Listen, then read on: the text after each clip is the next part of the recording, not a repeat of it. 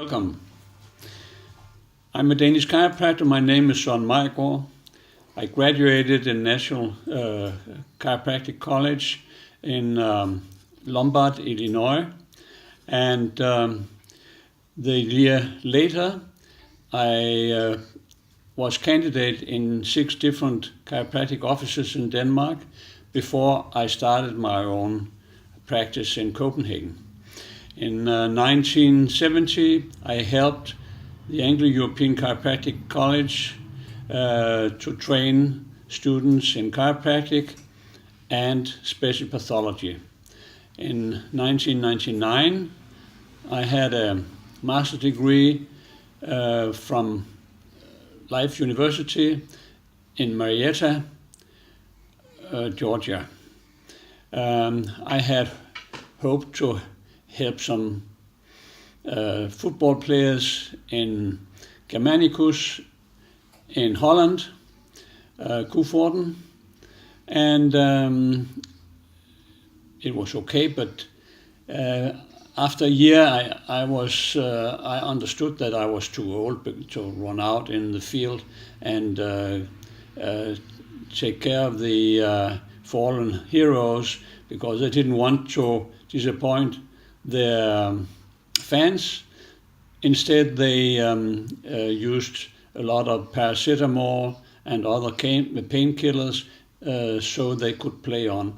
And that proved often to be very bad for them. The last one was a young man who had to go to the hospital for an operation because he was that bad. So to me, this video is my aim to tell you about chiropractic. The truth about chiropractic, and the truth is that it's a very highly effective therapy, and it's a wonderful therapy. And how did I get into this? Well, my father was on a team of medical doctors under the presidency of Paul Bækgaard, professor in Aarhus University Hospital. He was professor in internal medicine, and he used chiropractic as a differential method. Those patients who came to him were examined by this team of doctors to see if they needed medicine or if they needed an operation. To their amazement, they found that 80% of the patients became well.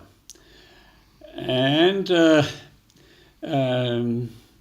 they had to give an explanation for it. My father told me about it, and I decided this should be my professional career, and I'm a devoted chiropractor since then.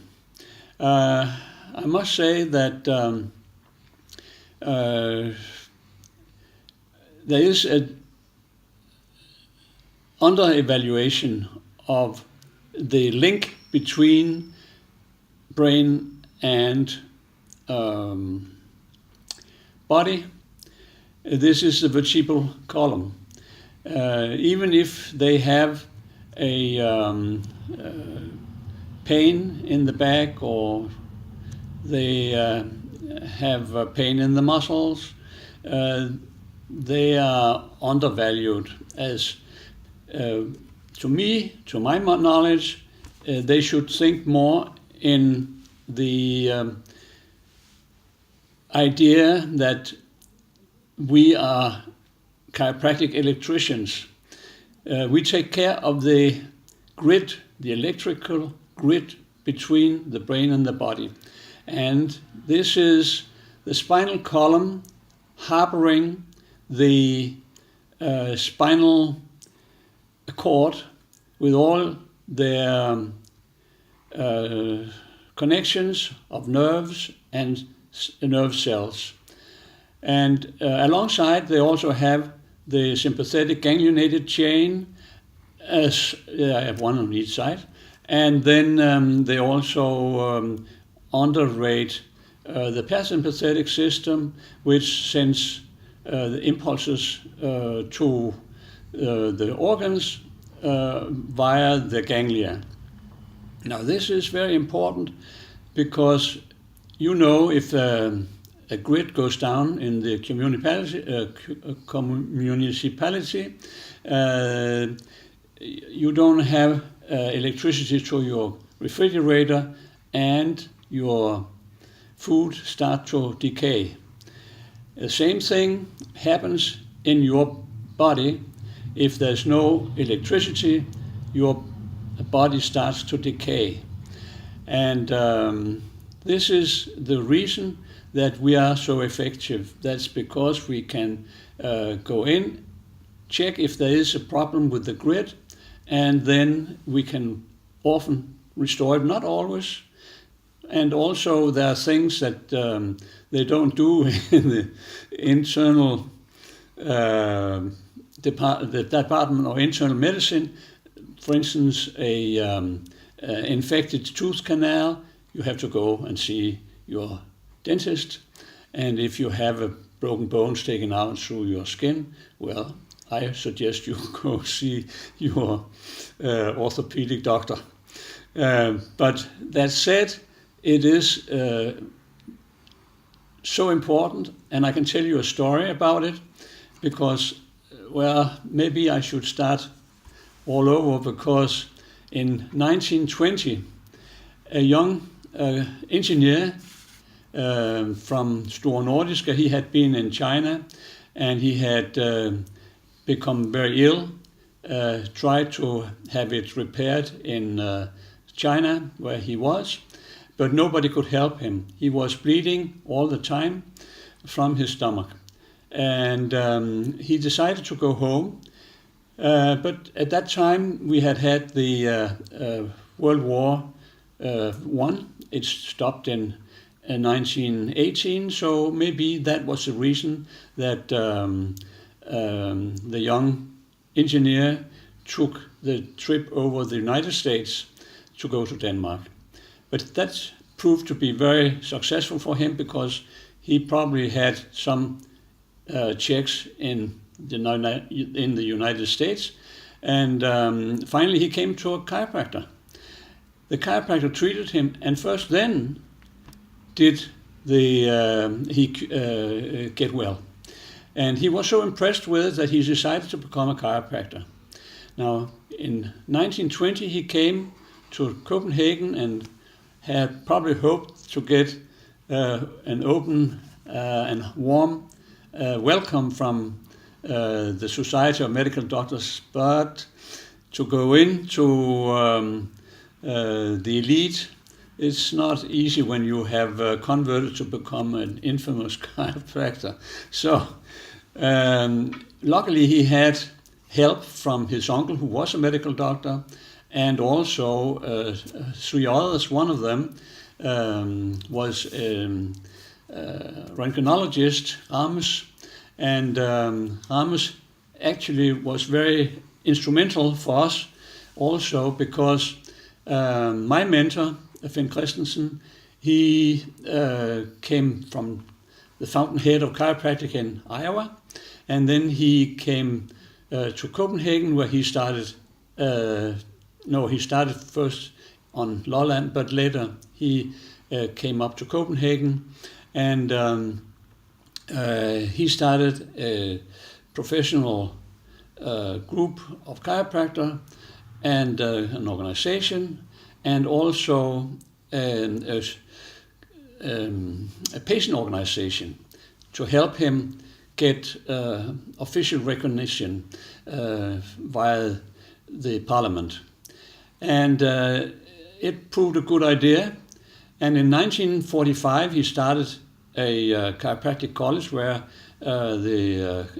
Dr. Ramos helped him with the röntgenology side of things.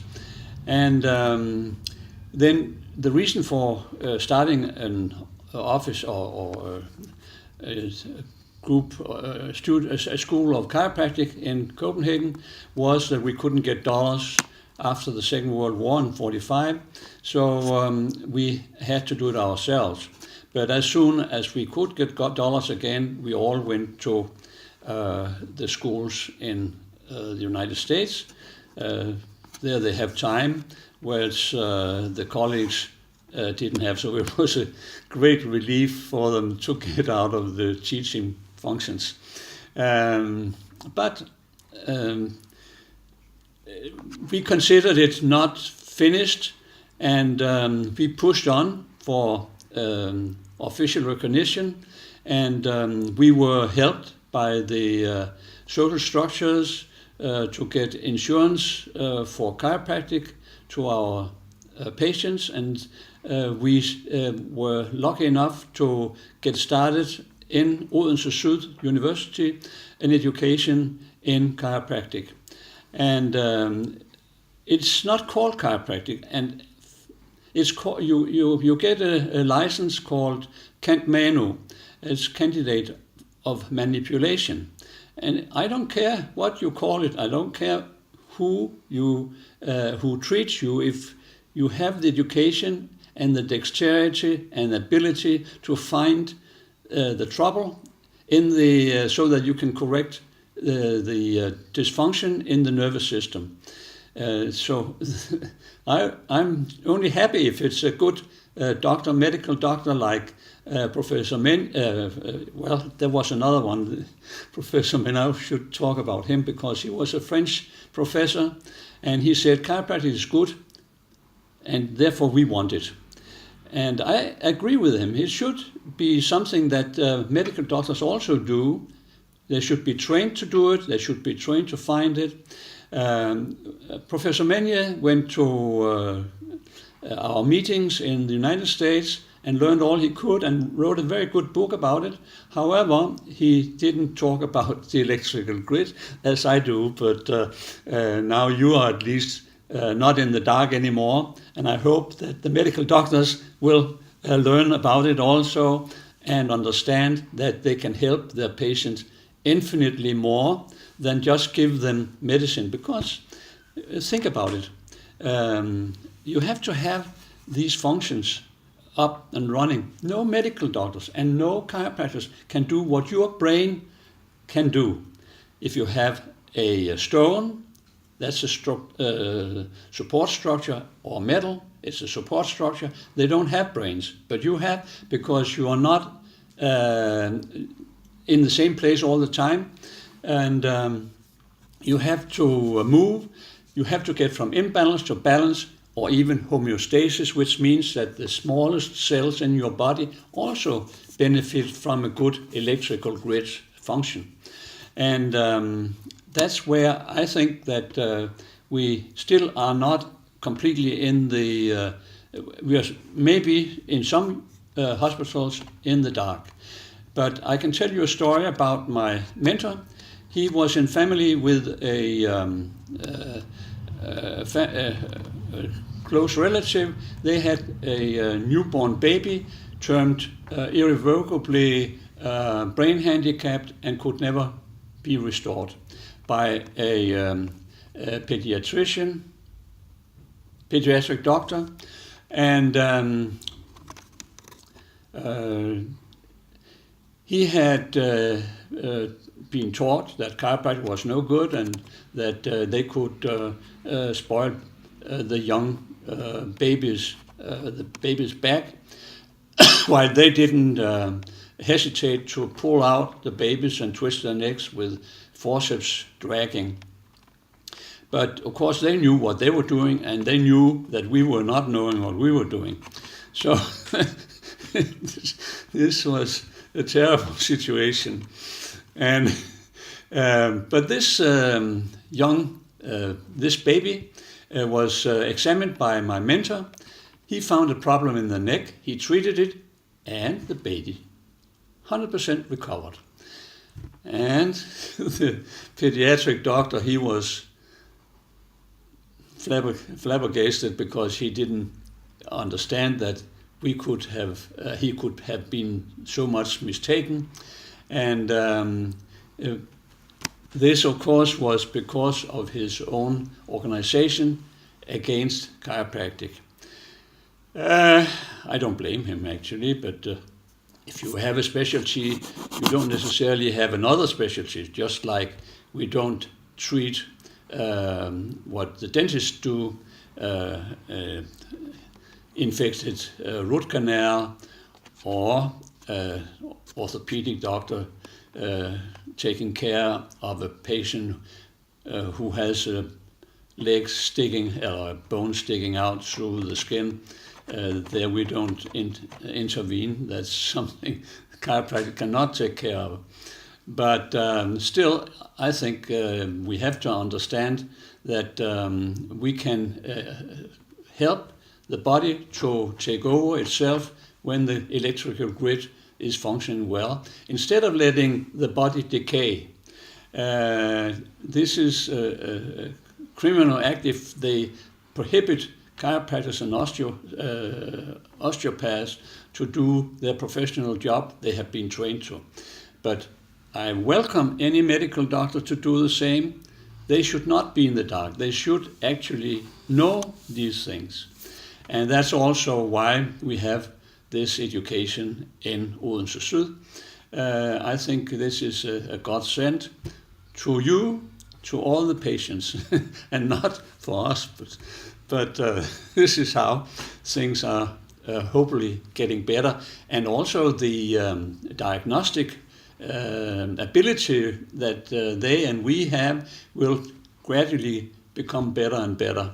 So Dr. Hess was also a very smart medical doctor. He's told it in simple terms. The more complicated a thing was in the body, the more centers in the brain were engaged in different levels to take care of the situation, bypassing the problem, or if they couldn't, maybe even restore the problem. But we can only say that we are clinicians, not scientists, but things added together, we can see that we can do a lot of things. And one of the situations is that you have circulation, you have a functioning heart that sends the blood to the lungs.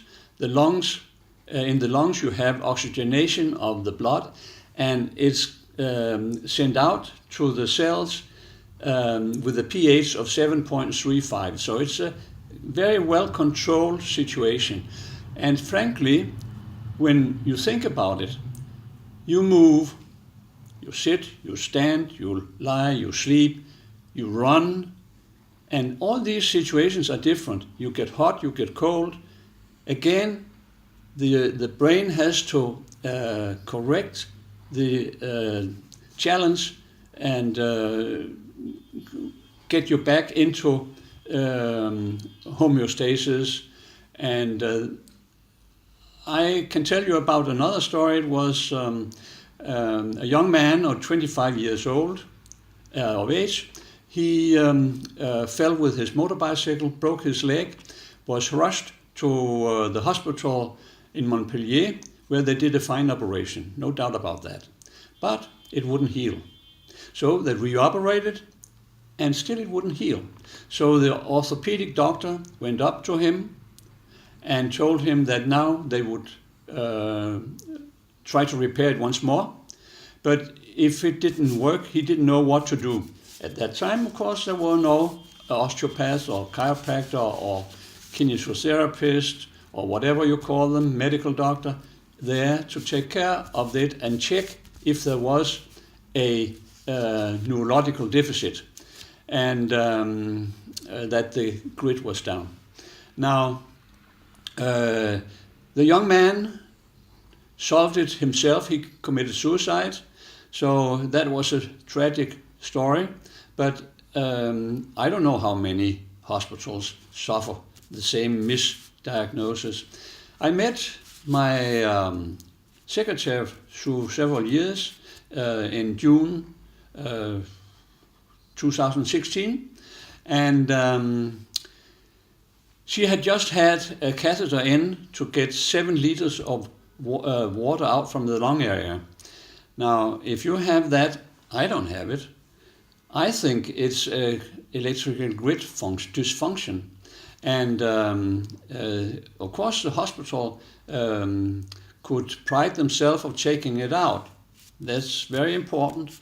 But if they don't look for a defect in the grid, then they're missing out.